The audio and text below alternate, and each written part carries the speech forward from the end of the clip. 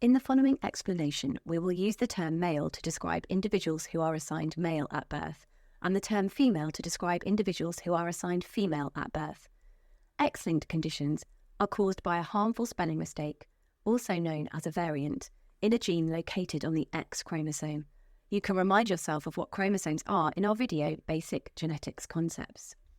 Females usually have 2 X chromosomes, so if there is a harmful variant on one X chromosome, they usually have a second working copy of the gene which can compensate for the faulty copy.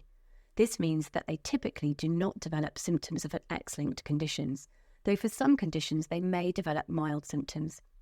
Females with one faulty copy of the gene are considered to be carriers and can pass the faulty copy on to the next generation.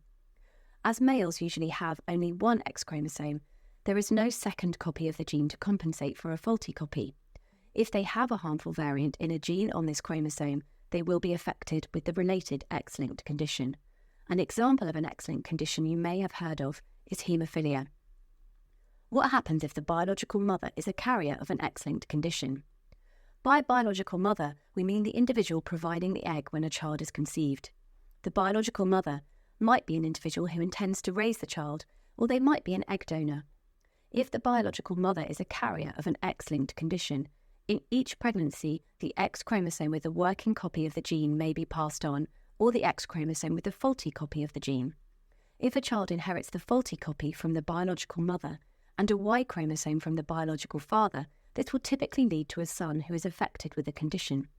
If a child inherits the faulty copy from the biological mother and an X chromosome from the biological father, this will typically lead to a daughter who is a carrier of the condition.